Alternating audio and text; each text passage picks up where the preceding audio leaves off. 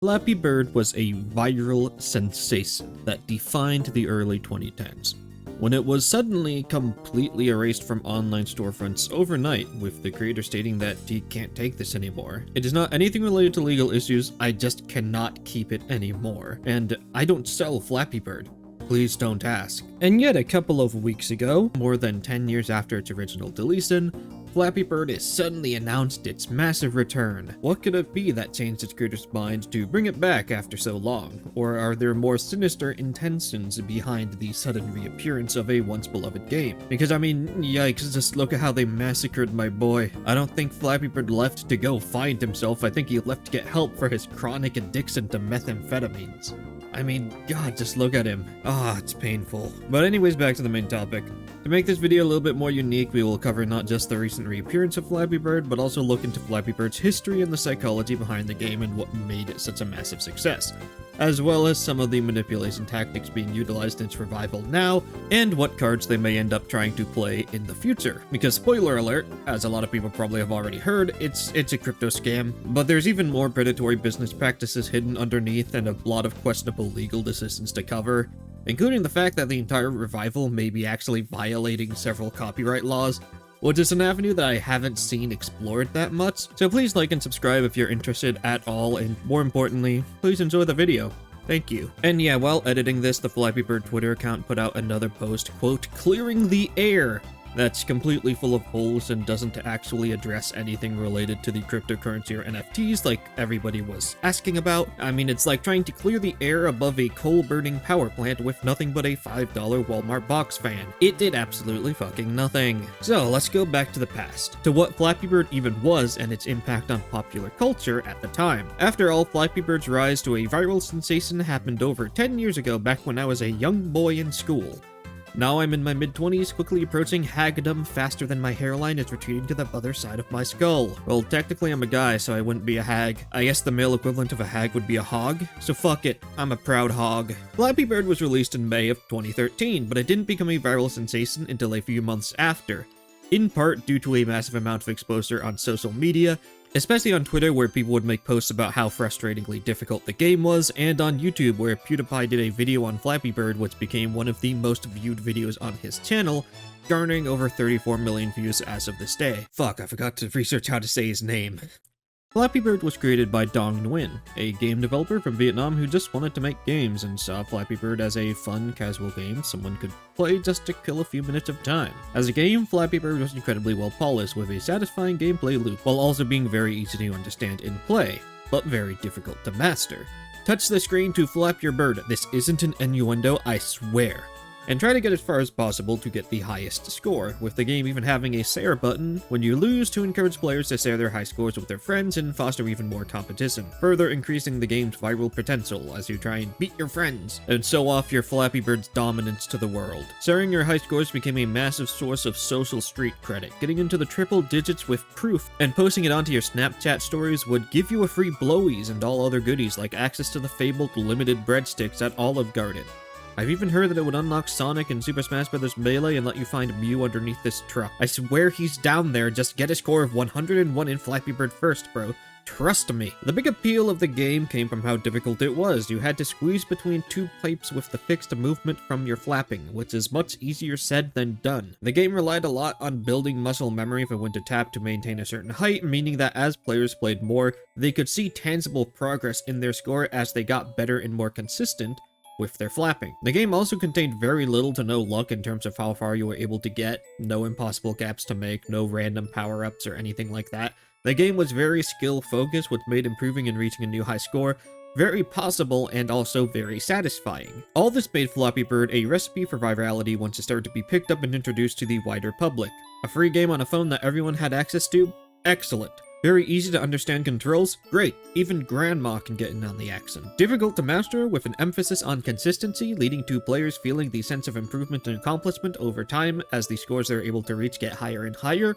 Oh my god, you've created one of the greatest games ever made. I mean, let's be honest, a score of 250 posted onto your Snapchat story would give you a 50% chance of getting laid. But then after that, human nature did what it does best. people had a little bit of something known as absolutely no fucking self-control, and got addicted to the game. Being addicted to Flappy Bird was the cool thing to do in school for some reason, with some people just saying they were addicted and playing the game for fun just to try and fit in and be funny, while other people managed to develop a legitimate addiction to the game, complete with the raids and destruction of property and all the other self-destructive behaviors that come alongside an addiction. And all of this weighed heavily on Dong Nguyen, the creator of Flappy Bird, because he just wanted to make a fun game that could kill a few minutes of time. And then he saw people online getting legitimately addicted to the game to the point where it damaged their daily lives. Even if some of these may have been little online jokes, they would end up getting a little bit lost in translation as Nguyen was Vietnamese, so I could easily see him seeing a lot of the more sensationalist jokes and headlines of Flappy Birds ruining people's lives actually being real. Nguyen probably felt like Oppenheimer, seeing something he made to spread joy start to destroy lives. Actually, that might not be a good comparison since Oppenheimer helped develop a fucking bomb. Even if the scale of the pain that his creation caused was well above what he imagined, a bomb is still a bomb. It's not gonna spread love and joy. He knew damn well what he was doing. Don't let big Hollywood try and convince you otherwise with an extremely well-made movie that pairs rather perfectly with a brilliant side dish of Barbie. A better comparison could be to, a scientist or a doctor who helps develop a drug that could help save lives, only for it to end up being an addictive substance that ends up ruining lives as well. You can see in early 2024 that Nguyen posting on Twitter became increasingly hateful of his own creation and the impact he would see it having on the world. Despite the fact that he was making apparently over $50,000 a day off of ad revenue from Flappy Bird at its peak, well, this money also ended up being a problem as it put a target on Nguyen's back, putting even his own safety at risk. This is honestly probably a bigger problem for him than anything else I've mentioned, as Nguyen had received several threats in his life that could very easily have been made true, especially with the financial incentive that people had to do so. So on February 22nd, Nguyen made the decision to remove Flappy Bird from storefronts, to remove his creation from the world, with the following message. But even after its deletion, the legacy of Flappy Bird still lived on, with its addicting gameplay formula being cloned many times throughout the years. Heck, it was even remade in the Overwatch workshop as Flappy Mercy, which you've probably occasionally seen in the background footage thus far. It kinda just goes to show just how important Flappy Bird's tight and difficult gameplay loop was to its success, that you see it getting cloned so often and remaining popular and relevant in gaming culture to this day, even if not in its original form. Flash forward to the modern day, over 10 years later, and suddenly Flappy Bird is back! What could have changed in the last 10 years to cause the original creator of Flappy Bird to bring back the game that he had grown to hate so much? It's because he didn't. This game isn't being made by him. This new game is being made by the Flappy Bird Foundation, but the Flappy Bird trademark itself wasn't acquired directly by them.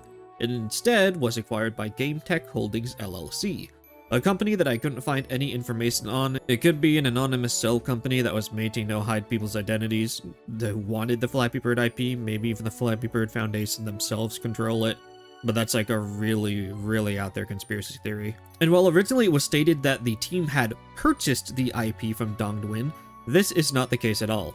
In an update put out by the Flappy Bird team where they refused to address any of the claims related to crypto, they mentioned that in 2018, Mobile Media Partners Inc. was granted the Flappy Bird trademark registration, which then was acquired by GameTech Holdings LLC in 2021, who the Flappy Bird Foundation then acquired the trademark in August of 2024. But this raises an interesting question, as in late 2023, GameTech filed yet another suit against Dong Nguyen, which is strange considering that they apparently already purchased the trademark from Mobile Media Partners before this back in 2021. And I believe the reason behind this is that the Flappy Bird trademark was never truly abandoned. So an additional opposition need to be filed to ensure that Dong Nguyen couldn't reclaim his trademark that was taken through basically a hostile takeover. I say this because the Flappy Bird trademark has actually still been in use to this very day. Despite the game disappearing from the App Store, there was still Flappy Bird's family, which was and still is available for Amazon's Fire TV. But more importantly, Flappy Bird arcade machines that are officially licensed and use the original game's trademark and branding, which are still for sale and available to this day.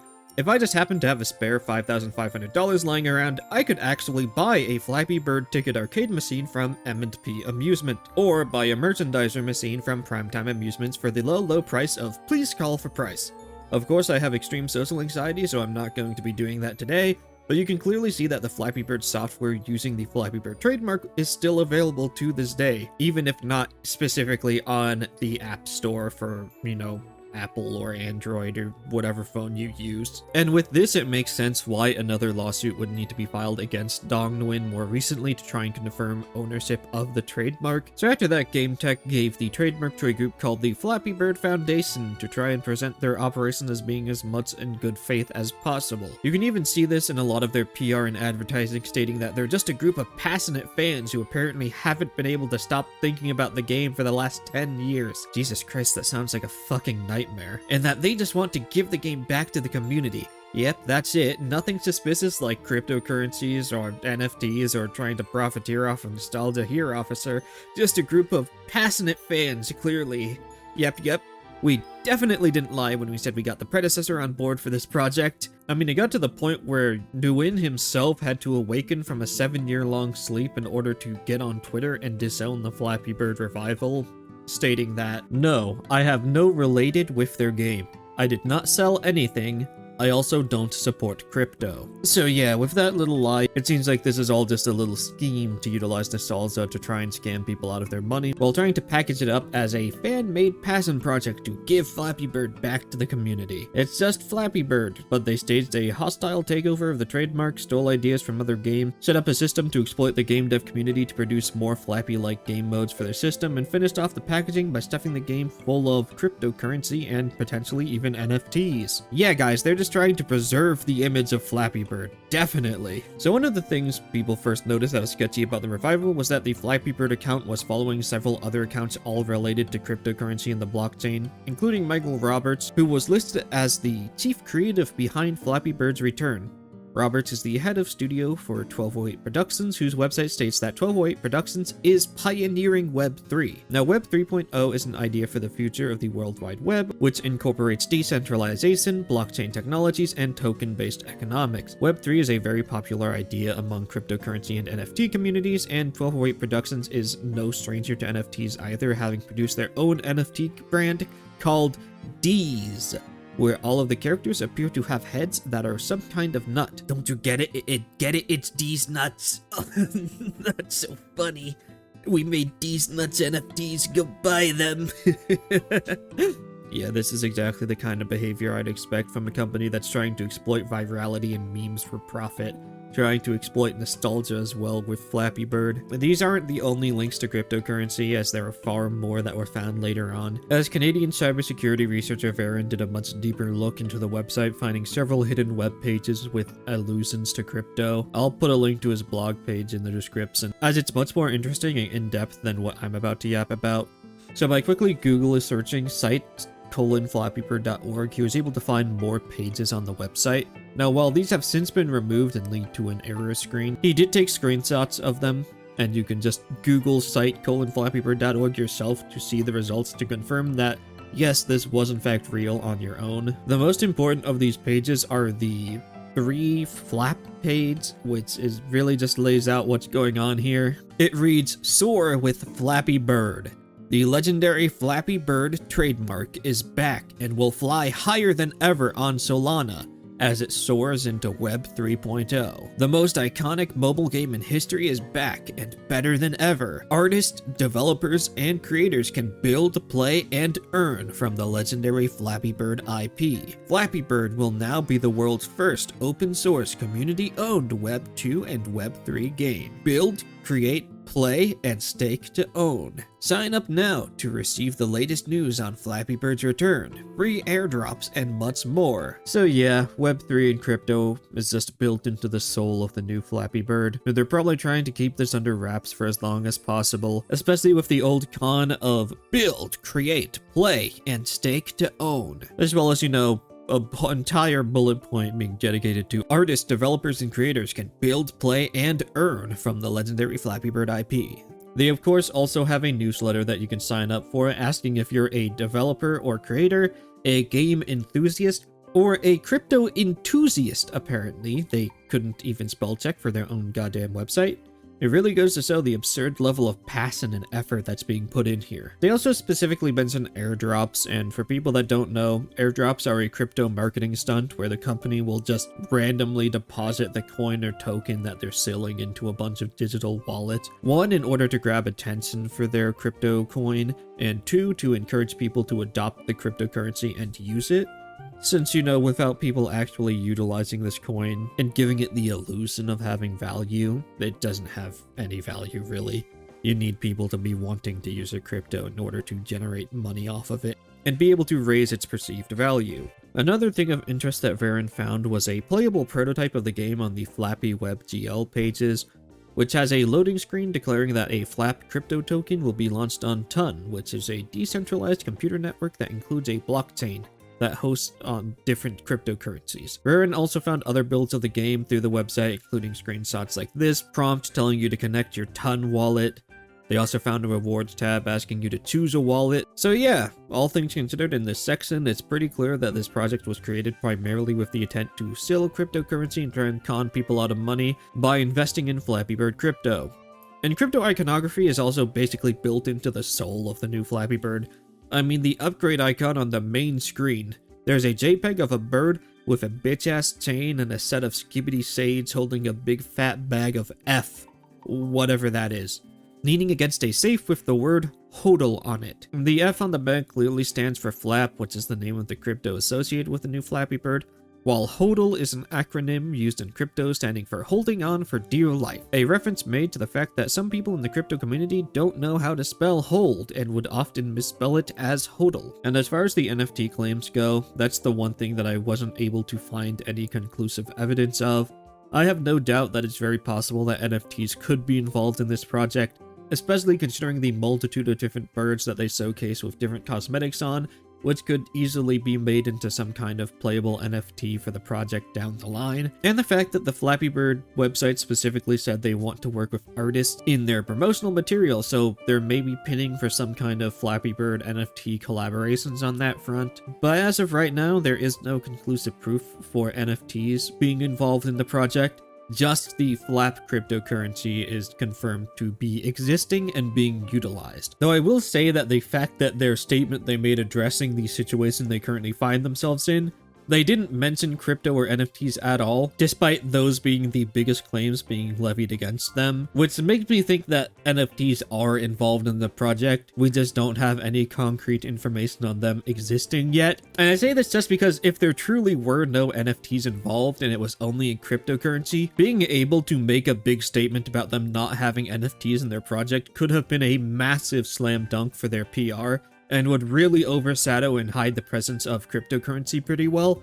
So the fact that they didn't go with this route makes me think otherwise. So hello, this is an update from the future, meaning I have advanced knowledge of everything that I'm about to talk about, but I mainly want to talk about NFTs because they revitalized their Twitter account after going dark for like a week after posting that clearing the air thing that didn't clear any of the air at all. They then put out a tweet going hard into it, saying no Web3 wallet connection required to play, and the game will never have NFTs. And they pinned this to their profile. They're very, very proud of it. And of course, I talked about why wouldn't they disavow it earlier. If it wasn't part of it, it would be massive for PR. But now they're trying to play that card like almost a week later. So my conspiracy theory is that NFTs were going to be involved in some way, probably for special cosmetics. I mean, why else would they want to work with artists? But after everything that happened and they got exposed so quickly, even though they want to hide the crypto nonsense for as long as possible, I feel like they looked back and were like, yeah, we can get rid of the NFTs and then just have them be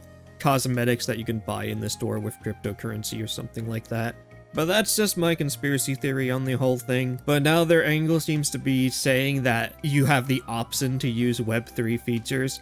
Like, yeah, I guess anything could be optional if you just choose not to do it. The entire game could be optional if I just, stay on the main menu screen for 12 years. But yeah, if people are wondering why they aren't just releasing the original Flappy Bird, I get to that later on, but it's just really fucking scummy. From their actions, it seems like anything they've ever said about trying to, give Flappy Bird, the original game, to people is like a complete fabrication. They just want to wear its skin over their body so that they can try and convince people to give them money. That's why crypto's in it.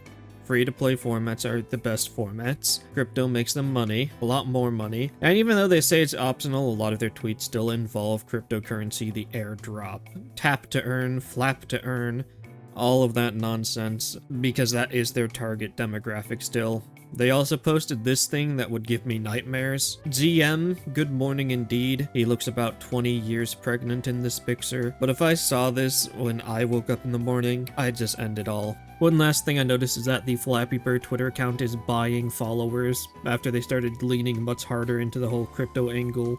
I noticed that they were getting a lot of followers, and I almost lost faith in humanity until I looked closer and realized that their tweets were getting very little engagement, only about 100 likes, and yet they were gaining thousands of followers a day. And yeah, they're buying bot followers. Looking at the social blade, it's pretty obvious that either the Flappy Bird Foundation themselves, or, you know, just some other random person who wants to try and pump up Flapcoin so that they can dump it when it eventually releases to the public.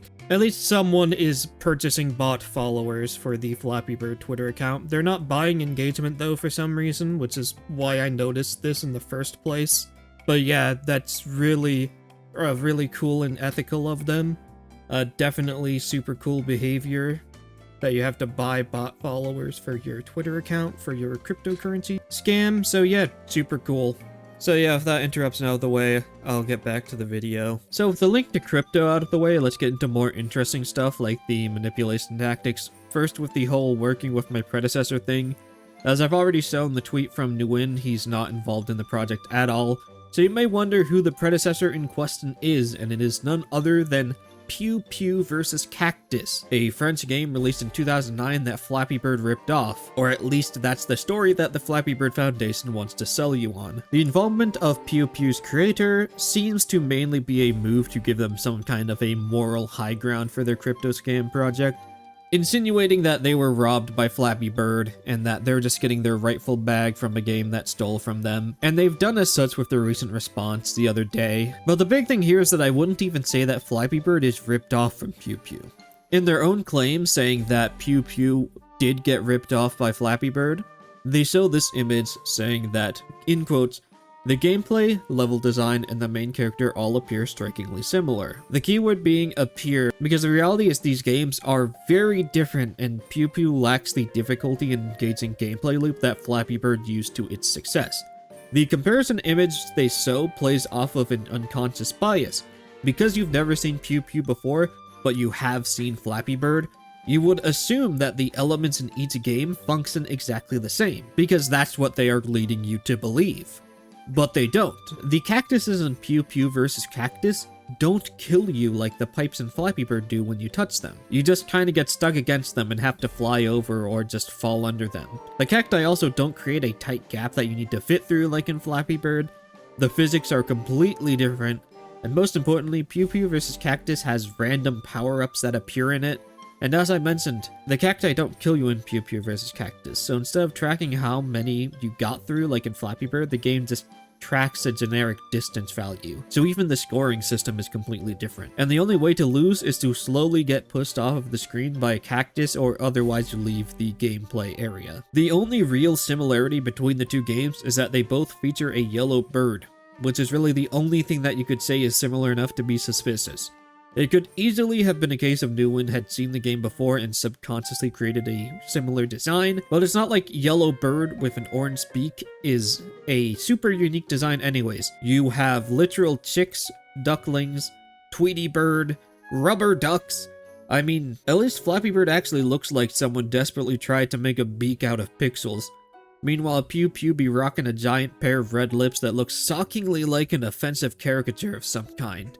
It really calls into question why the creator of Pew Pew is called Keck, but that's just an unrelated observation that I made. There's also another argument that apparently the Flappy Bird character in question was not actually created for the Flappy Bird game. In an interview with Chocolate Lab Apps, a website that doesn't exist anymore, but Wikipedia had a, archived version of the interview, Dong Nguyen mentions that his games are very simple, so there's no need for much manpower resources. Dong Nguyen mentions that the bird in Flappy Bird he actually drew in 2012 to use in a platformer game, but that project was cancelled and the character was reused for Flappy Bird, which he made in 3 days. So that's yet another weird angle that the bird apparently actually predated the creation of the actual Flappy Bird game, which, if it's true, even that similarity is not really relevant anymore, or at least not as relevant as it was before. And I mean, the reality is that it's not even as if Pew Pew is a completely original game either.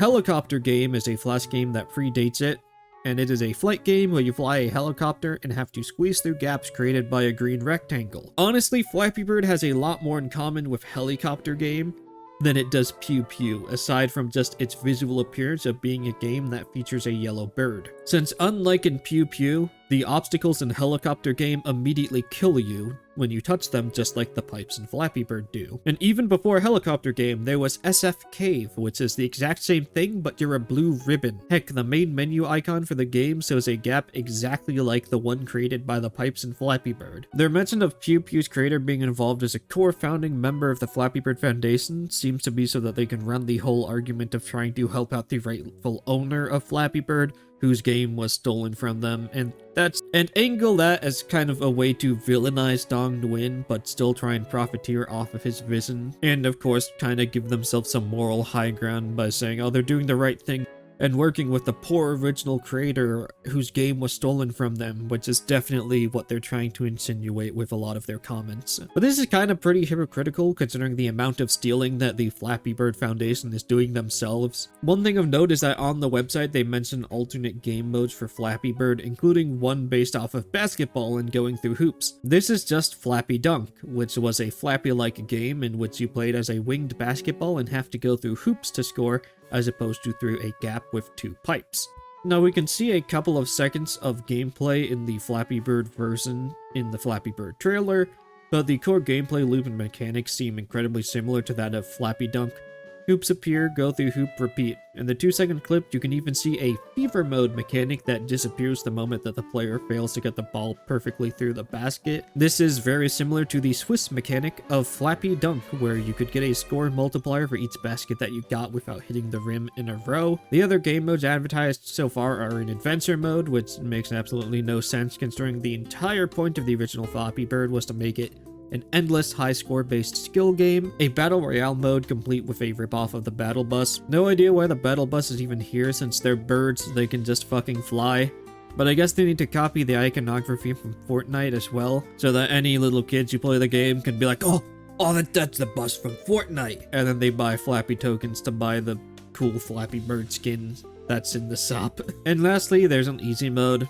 Because, I mean, sure, that's the least offensive new mode listed on the website, so there's something, I guess. So yeah, it seems pretty hypocritical of them to be trying to make and insinuate this argument about Pew Pew being the original game that was very similar to Flappy Bird, while then stealing a lot of ideas from already existing Flappy Bird clones that, you know, were created after the original game was. I don't know, that just seems hypocritical to me. If they truly believe that Pew Pew was robbed, then they should also believe that they are robbing these other games of their unique ideas and takes on the Flappy-like genre then. But circling back to Pew Pew, there may be even more reasons as to why they claim acquiring the rights to Pew Pew was a necessary step in their master plan to crypto scam the fuck out of everyone, and that has to do with copyright, and the fact that the entire project could potentially be breaking a lot of copyright laws, because no deal was ever made with the original creator to purchase the Flappy Bird IP. They just went through the legal system to acquire the trademark through dubious means. This means that the only thing that the Flappy Bird Foundation owns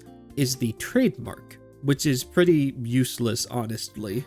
Okay, now this is where I need to give a disclaimer, as I am an engineer by trade and not a lawyer. I use a lot of my free time trying to research this because fuck crypto scammers, especially those that try to profiteer off the hard work of others, but I am by no means an expert. This is just an avenue that I want to explore to see if it leads anywhere, as I haven't really seen any mentions of it. So, getting into it, a trademark and a copyright are two different things. A trademark is a word, phrase, symbol, design, or a combination of those things that identifies a business's goods or services. This is the reason why we don't have the OG Flappy Bird in the, new version. and instead we have his absentee meth-addicted father. Also, the original Flappy Bird does have an actual name, and it's Fabby, and that's pretty slay, just for, a fun fact for y'all. The Flappy Bird Foundation doesn't own any of the actual content of the original Flappy Bird game, as being a creative work, those would fall under the protection of copyright. The literal only thing that the group owns is the ability to make a game and name it Flappy Bird. That is it. And considering their entire scheme is to make false claims that they're trying to bring back the original game, this fact that they don't actually own any of the original Flappy Bird game, the source code, the assets, anything like that, kind of calls their entire, reason for existing, stating that they're just trying to preserve the game, into question, considering that, they aren't doing that. They just stole the name and are trying to utilize it as a way to sell people on their version of the game that's full of cryptocurrency. But this also means that it's quite possible that many aspects of the game could actually be infringing on Don Nguyen's copyright to the original work that was previously known as Flappy Bird. This is also just one of those things that I feel like is pretty interesting to look into, as because the Flappy Bird Foundation went about legally dubious ways to acquire just the trademark and try to re-release the quote game with only the trademark and not any of the copyrights behind the original game, I feel like this is a pretty uncommon occurrence, as usually a deal would actually be made with the previous owner of the entire intellectual property, so that, everything would be transferred over. But that's not the case here. They only have the trademark, and that is it. Now, game copyright is an extremely confusing territory to get into. There's stuff like the recent Nintendo lawsuit against Palworld, which is kind of just being completely misinterpreted online right now, as being primarily about the similarities between the Palworld character designs and the Pokemon character designs, but that's not the case at all. It has to do more with specific game mechanics that Nintendo got a patent for, which is another thing that's pretty scummy and probably shouldn't be allowed to happen. But this isn't about that. Maybe in the future. But in general, with like 57 different asterisks behind the general, because this is very new territory and very confusing, the idea behind a game is not able to be copyrighted. But the unique way that that idea is expressed within the game would be protected by copyright. Trying to make an example, think about a game like Castlevania. The concept of raiding a castle, picking up power-ups to kill a vampire, wouldn't be protected by copyright. Anyone can make their own game centered around performing a raid on a vampire's property. I don't know, maybe make it so that the vampire is a drug lord or something. But the exact way that Castlevania told that story would be protected. So while you could make a similar game or a clone of the game with the same idea, you couldn't just create a one-for-one replica. But there are other instances in the past of clone games being successfully sued against for various reasons pertaining to the actual content of the clone game itself being similar to the original games, even if the names are completely different. One such example in 2012 is Tetris Holding LLC versus Zeo Interactive Inc. The Tetris Holding Company holds the copyright to the original Tetris game from 1985, and they license those rights out to game companies, and Zeo Interactive is a game developer who released a game called Mino in 2009. Mino was a mobile game based on the gameplay of Tetris, which was rather successful, seeing a total of 1 million downloads. Here's footage of the two games side by side for comparison. Zeo Interactive argued that they only used uncopyrightable gameplay elements of Tetris in Mino, as Tetris was such a basic game idea that most all of its unique elements would be necessary for the game as an idea to function, and as such would not be copyrightable. The interesting part of this defense is that it caused the judge to have to define what Tetris even is as a game, to which he defined it as the following. Tetris is a puzzle game where a user manipulates pieces composed of square blocks, each made into a different geometric shape, that fall from the top of the game board to the bottom, where the pieces accumulate. The user is given a new piece after the current one reaches the bottom of the available game space. While the piece is falling, the user rotates it in order to fit it in with the accumulated pieces. While the object of the puzzle is to fill all spaces along a horizontal line, if that is accomplished, the line is erased, points are earned, and more of the game board is available for play. But if the pieces accumulate and reach the top of the screen, then the game is over. These are the general abstract ideas underlying Tetris and cannot be protected by copyright, nor can expressive elements that are inseparable from these." End quote. However, other aspects of the game, such as the exact size of the playfield, the garbage lines that can appear in-game from the bottom of the screen, the visuals displaying the pieces coming up next in queue, as well as the animations when a line is cleared, when a game is lost, and the color of the pieces are aspects that would be protected by copyright. The decision was ultimately ruled in favor of Tetris Holding LLC, as the court recognized that Mino could have added new forms of expression to the base gameplay, such as new animations or mechanics, but instead just very closely copied the look and feel of Tetris instead, making it likely to be a copyright violation. This ruling served as case law for protecting the, quote, look and feel, end quote, of a game as copyright. Another similar case with a similar outcome was Spry Fox LLC versus The Lapse Incorporated. And to keep this very brief, unlike the last one about Tetris, Spry Fox created a game called Triple Town and alleged that Six Waves The Lapse infringed on their copyright of Triple Town with their own game called Yeti Town.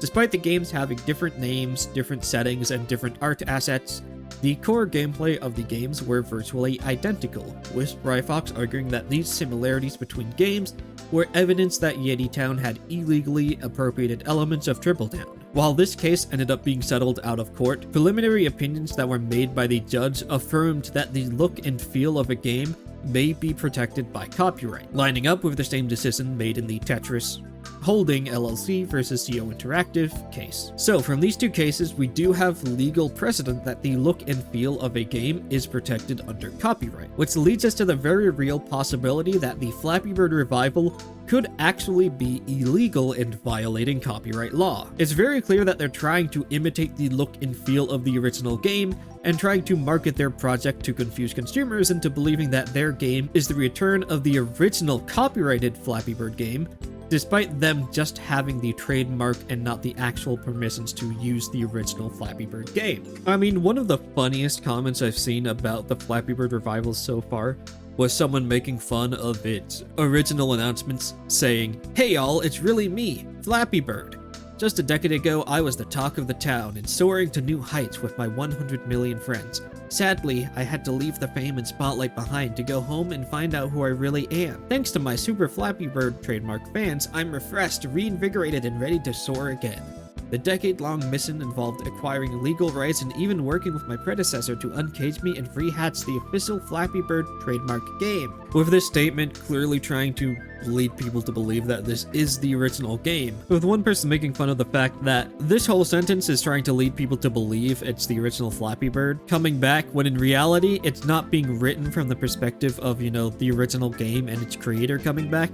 It's written from the perspective of the fucking bird itself, as if it's a living being. But the reality is that it's even funnier than that, because the Flappy Bird itself is a copyright protected character. No, this statement is being written from the perspective of the fucking trademark. It's the trademark that's back and nothing else. That is that that is the perspective that you're seeing being written about here. I is the Flappy Bird trademark.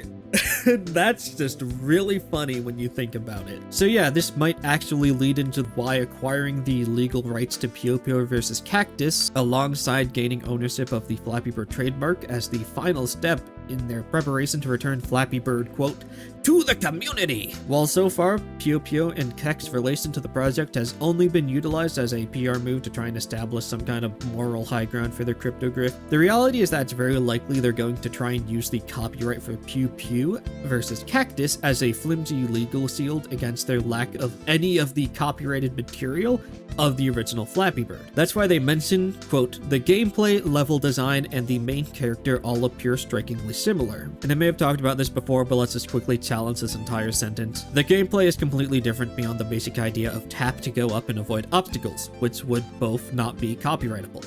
The one thing that could be considered an expression of this is the physics of the game and how exactly the movement works. In the case of Puyo Puyo vs. Cactus versus the original Flappy Bird, the movement in the gameplay is completely different. Puyo Puyo has a very floaty movement in physics, meanwhile the movement in physics in Flappy Birds is very heavy.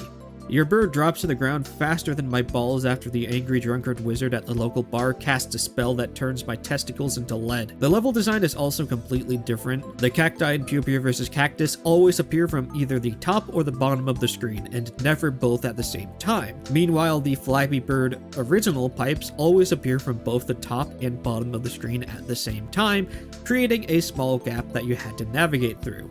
Completely different level design.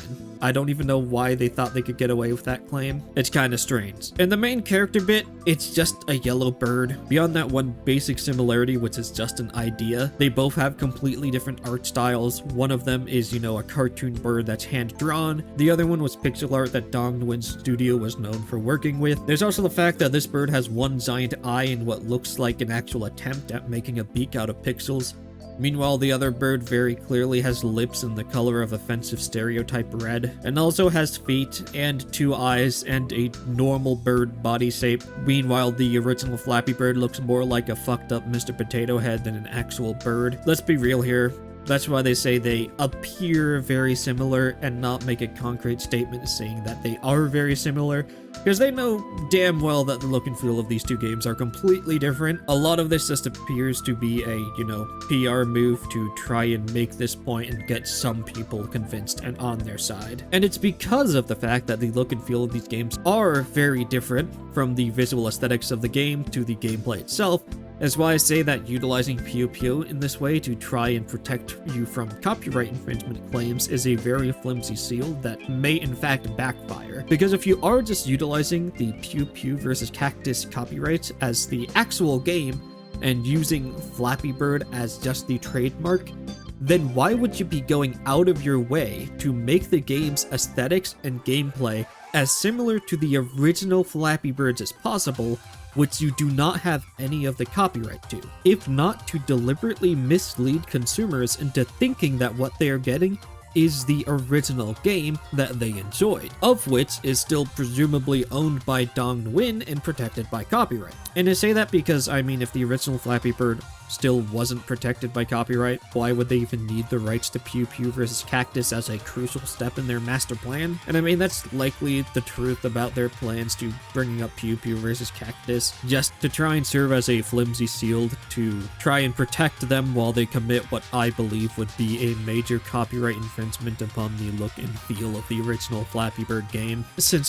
that's what they're doing. They're taking the copyright for one game, trying to say it's similar to this other game, and then just mimic this other game that they don't have any of the copyright for. It just seems very suspicious to me. And the unfortunate thing is that this paper-thin shield might actually work, because Dong Nguyen seems to not want anything to do with the game anymore.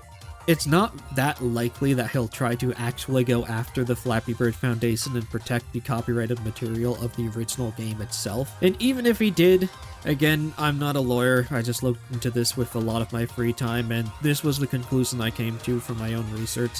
It could be very much up in the air as to if Dong Nguyen would even have a case to begin with, and doing so would require a lot of time and effort, which probably won't happen being that he's just a guy from Vietnam. Heck, with the new Flappy Bird's whole lie about, quote, working with my predecessor to uncage me and rehatch the official Flappy Bird game, end quote, clearly trying to imply that Nguyen himself was part of the project, it seems like they never even expected him to find the password to his Twitter account that he lost 7 years ago and put out a statement disavowing the new game, which is probably why they had to play the Pew Pew card to try and cover themselves and say, no, we weren't talking about the guy who actually made the original Flappy Bird. We're talking about this random Frenzy game from, 4 years before Flappy Bird. Just look at these two pictures. Look at how similar they are. That is actually the original Flappy Bird, and Flappy Bird was just stolen from this guy. But I also feel like in doing so, they may have revealed what their future cards are, which is what I covered in this video essay. I made for fun, because fuck scammers. I also wanted to try something different for once that wasn't Overwatch related. And finally, for one last thing, let's talk about build, play, and earn. And this isn't a crypto aspect of the project in particular, but rather one of those business practices that I personally believe is really scummy and should be open to criticism. Roblox is probably one of the biggest businesses that operate on a model like this, And in the last few years, they did get a lot of negative press for operating on a system like this, especially since Roblox is a platform that targets primarily younger individuals. They even used to have a tagline on the Roblox website saying that you could, quote, earn serious cash, end quote, on their platform that was quietly removed once people started pressuring Roblox on these claims. But even without exploiting child labor, I think it's still just a scummy business practice. And it's something that I think you might start to see utilized more in the future, because I mean, why pay people to work on developing your game when you can just have them work for free with just the promise that they could make a lot of money? It's like a win-win for the company, because if what the developer makes doesn't do well, then they just don't get paid. And the company doesn't lose out on any money because they never paid the developer to make it in the first place. And if it does do well, then the developer does get paid, but the company also gets paid, and probably a lot more. Basically, the entire burden for failure falls entirely on the developer and not the company itself that they are producing for. The lack of an actual salary also means that there's plenty of ways that this labor could be exploited to ensure the developer won't be receiving a fair cut of the money, even if their project is pretty successful. And on top of that, that also means you don't have to, pay employee benefits or anything like that. And just in general, it's a pretty predatory system to have in place. You're basically gambling with time instead of money, dangling the carrot of success that you could make millions to encourage all of these developers to work hard for free, only for a majority of them to actually be making sweatshop wages in reality. And from the words on the Flappy Bird website saying that artists, developers, and creators can build, play, and earn from the legendary Flappy Bird IP, it seems very likely that this is the direction that the project is going in as well. And it also seems to line up with their claims of, quote, giving Flappy Bird to the community, and that Flappy Bird will now be the world's first open source community owned Web 2 and Web 3 game, and other claims like that. The company is going to be making most of its money off of its cryptocurrency, likely taking a bit off in fees every time a transaction is made, or if, they could also do a whole pump and dump if the value of the cryptocurrency goes up a fair amount. So having people be making their own Flappy Bird clones and adding them to the game that you're making all the money from, possibly even with microtransactions or cosmetics for Flap tokens built into the app, you add a lot of value to the product without having to do anything or pay anyone a salary or benefits or anything like that. And this is great for the Flappy Bird Foundation because they will primarily be profiting off of the Flappy Bird token, Flap, which is tied to the game. So adding more value to the game means that the value of their crypto that the game is associated with will move up as well. Another big thing with crypto in particular is that promising people the potential for massive money if they gamble with their time making games and possibly NFTs or cosmetics would get a lot of people much more invested with the Flappy Bird ecosystem, and as such more involved with the cryptocurrency and more likely to adopt it and utilize the crypto, again increasing its value even further while the company behind it is able to make a lot of money off of that. That's also the idea behind airdrops. Sir, you're giving away coins for free, basically not making any money off of them, but if people start to take those coins and utilize them, and then it draws up some kind of stir, like people like, oh my god, I got so many Flappy coins, I don't know what to do with them, I'm gonna buy a car. And then more people start buying into the coin. Even though you gave some away for free, you're going to increase the value of the coin, meaning that you can make more money off of it. Especially if, you were to dump a lot of coins onto the market. That's why pump and dumps are so popular in the crypto sphere.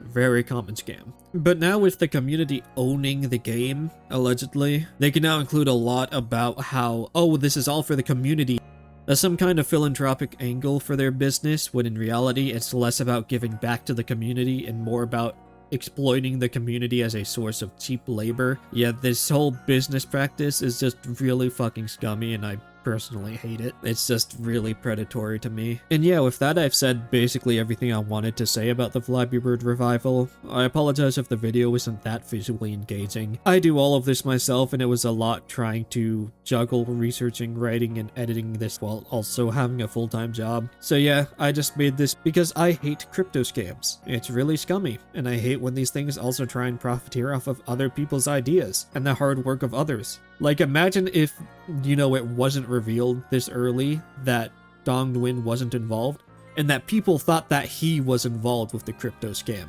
That's like really fucking scummy. Like, holy fuck, that's bad. I didn't even mention that in the video, but that's like really scummy. That if a lot of the stuff about him, if he didn't get on Twitter and disavow the project, people would have thought that he was personally involved in scamming them.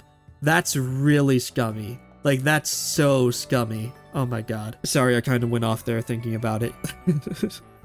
So if you enjoyed my writing style to any degree, then please subscribe, give the video a like, give feedback in a comment, and I'll try to read through it when I have time and my anxiety allows me to do so. It'll also help out with the algorithm, help grow the channel, and if that happens, then maybe I can find someone who's much better at editing videos like this further down the line so the presentation is a bit better. And if more info about the revival does come out, I may cover it more. I mean, a lot of this was just my analysis and opinions on what might happen in the future based off of existing data that we have. None of it is confirmed. It could be incorrect. Just covering my bases here, but I just want to talk about it because, I mean, like I said before, fuck crypto scam. Thank you for watching, and have a nice day. See ya.